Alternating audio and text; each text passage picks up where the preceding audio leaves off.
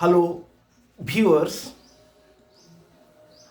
I am Mr. Dilip Kumar Pal,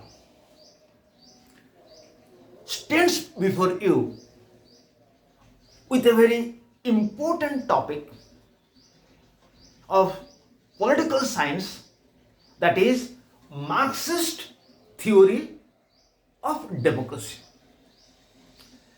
This video mainly focuses on principles of Marxian theory of democracy or the features of Marxist view on democracy and its criticisms. And this video on Marxist theory on democracy is very much essential for students of plus 3 level and those students who are in the post graduation level. I think this video will be very much useful for students, especially of plus 3 level and post graduation level, and they can get important tips relating to Marxist theory on democracy from this video. And this video mainly touches two aspects of Marxist theory of democracy. One is its principles and number two is its criticisms. Let us start. In political science, Marxist theory of democracy is a theory of different kind. It is just the opposite of liberals' view on democracy. This Marxist theory of democracy has been popularized by famous Marxist supporters like Karl Marx, Friedrich Engels, Vladimir Lenin, Leon Trotsky, Joseph Stalin, Mao Zedong, Antonio Francisco Gramsci. These scholars have given their views on democracy, which is known as Marxist view on democracy. So, for them, what is a democracy? The first principle of Marxist is that in order to establish socialist democracy or Marxist democracy, capitalism will have to be demolished.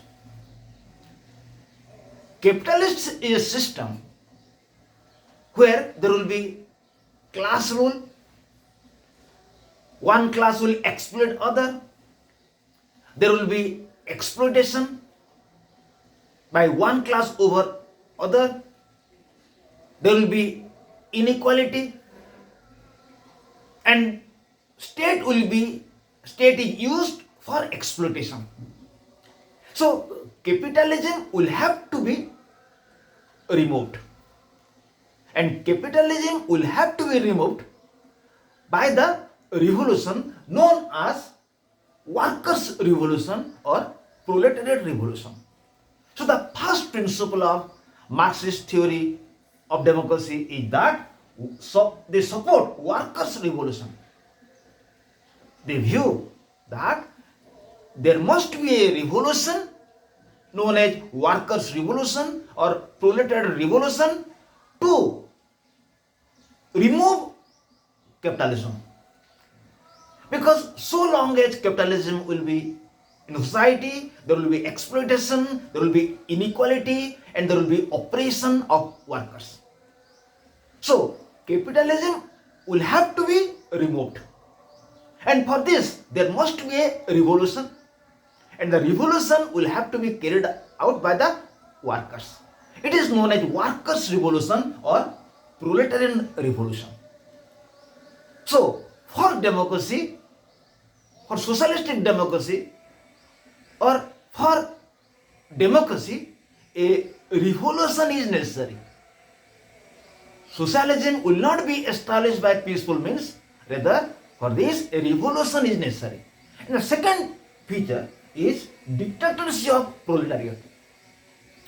Whenever capitalism will be removed, whenever capitalists will be suppressed, at the time proletariat or workers will rule for some time. It is known as dictatorship of proletariat. When workers or proletariats will rule, at that time they will destroy remaining of capitalistic institutions and they will suppress remaining capitalists. So during the rule of the capitalists or during the proletarian revolution, during the rule of workers or during the dictatorship of the proletariat, the remainings of capitalistic institutions and the remaining capitalists will have to be suppressed. So, in order to suppress capitalists and in order to destroy their institutions for some time, workers will rule. It is known as the dictatorship of the proletariat. Unless they will rule, capitalistic institutions, capitalist organizations cannot be destroyed. They will have to rule. And number 3, dictatorship of proletariat as transitional stage. Dictatorship of proletariat as transitional stage. It means whenever workers will remove capitalists, whenever capitalistic institutions will be destroyed, at that time workers will rule for some time. And this rule is a stage where capitalism will be replaced by the socialism.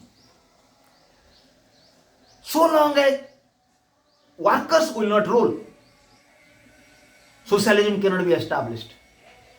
The moment they will rule and the moment they have dictatorial government, from that stage capitalistic system will be established. It is the transitional stage.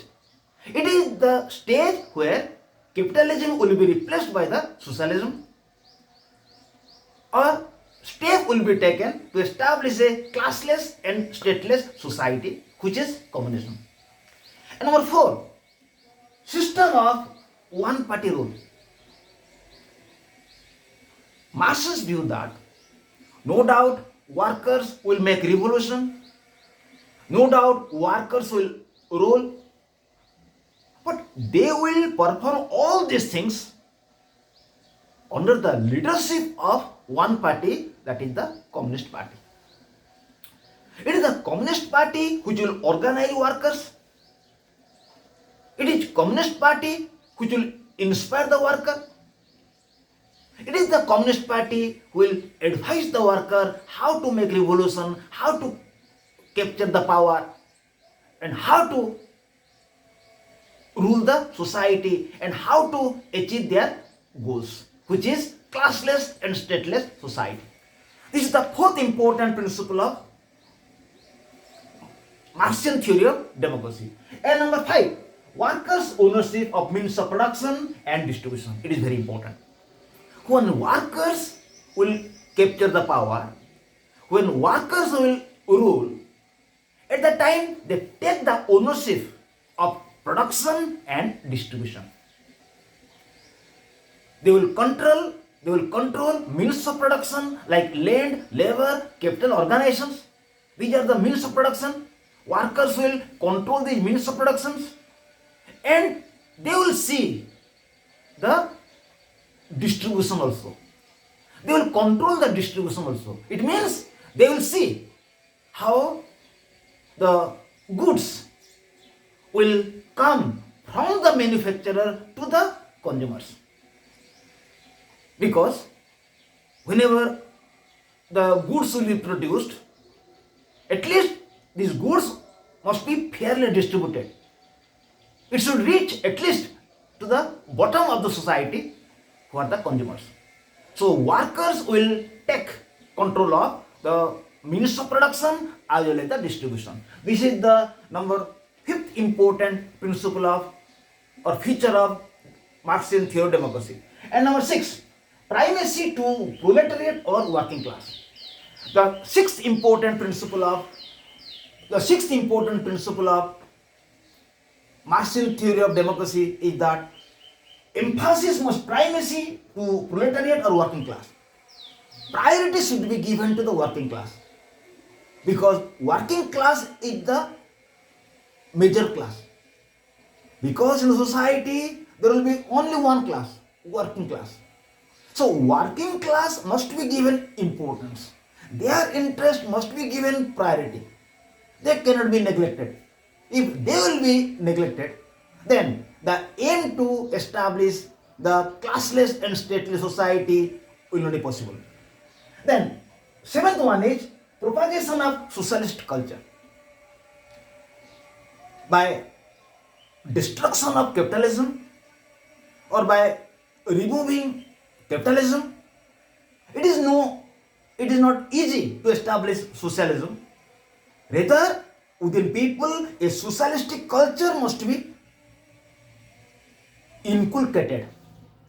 A socialistic culture must be cultivated.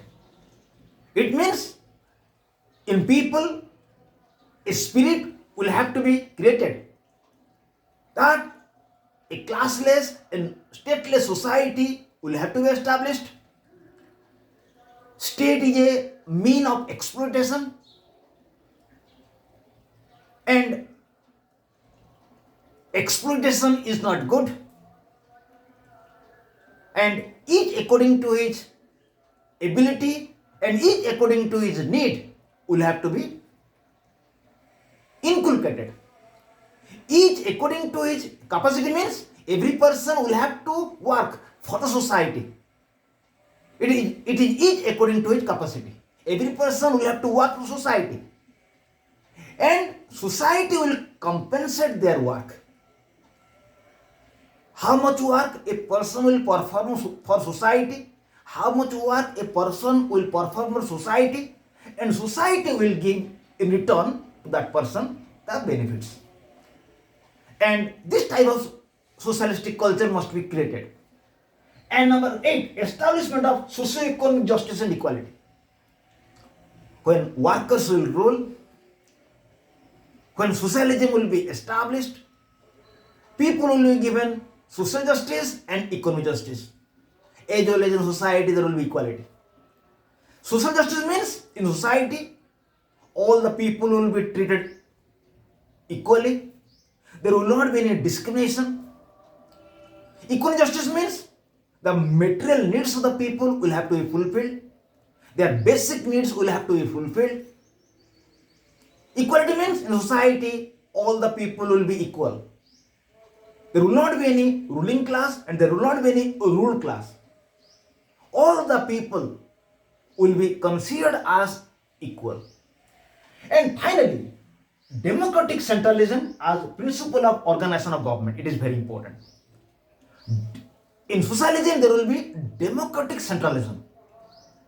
Democratic centralism means in socialism, every organ of government, every public authority will have various layers. And the layers will come from higher level to lower level. And in the lower level, people will elect their representatives. These representatives will elect representative of the next higher level. Again, the representative of next higher level will elect again the representative of next higher level. In this way, the level will go to top. And again, each level will be responsible for your work. And each level will be controlled by its higher level. So, it is democratic centralism means there will be election for every level. So, it is democratic. Centralism means the command will come from top to bottom. Only by this there will be socialistic democracy. So, in this video we have discussed what are the main principles of Marxian theory of democracy. First of all, we have discussed that in Marxian theory of democracy there must be a revolution. It is known as proletariat revolution. Workers will make revolution. Number two, whenever they will make revolution, they will have to be successful. Whenever they will be successful, they will rule for some time. And number three, when they will rule, it will be the transitional period. Their rule will change the system from capitalism to socialism. And number four, the entire revolution, entire work will have to be made under the guidance of one party, Communist Party. And number five, workers will control means of production. Land, labor, capital organization, they will control the means of production, and they will see the distribution process from manufacture of a goods to the reach of the consumers. And number six, primacy to proletariat and working class. In the system, workers will have to be given importance. And number seven, propagation of socialistic culture among people. Socialistic culture will have to be created. Then people will be given social justice, economic justice, and there will be equality in society. Finally, there will be democratic centralism. So these are the principles of Marxian theory of democracy. Now let's see, what are the criticisms of this theory? The first criticism of this theory is that rule of one party is undemocratic. Marxian theory of democracy speaks that there must be rule of one party. So whenever there will be rule of one party, it will not be controlled. It will act whimsically, so it is undemocratic. Number two, state is not an instrument of class exploitation. Marxists view that state is an instrument of class exploitation. But according to critics, it is not correct. State is a human organization. It is giving service to people. So how it is an instrument of class exploitation? Number three, dictatorship of proletariat is undemocratic. Whenever workers will defeat capitalists, they will have dictatorial role. They will rule in a dictatorial manner. So it is undemocratic. Number four, application of revolution is undemocratic. Marxists view that in order to kick out capitalism, there must be revolution, not peaceful method. It is also undemocratic. It is against democracy. Finally, establishment of classless and stateless society is an utopia. They view that in future there will be classless, there will be no class, and there will be stateless, there will be no state. It is an imaginary idea. It will not be possible. It is an utopian idea. So in this video we discussed who are the main supporters of Marxist theory of democracy. We have discussed as many as 9 principles or features of Marxian theory of democracy, and we have discussed as many as 5 important criticisms of Marxian theory of democracy. Thank you, viewers. You can suggest me through my channel. Any new point will have to be added so that I will be happy. I request my viewers to take best use of this video. Thank you, viewers. Again, we will be here with another video. Till now, goodbye to all.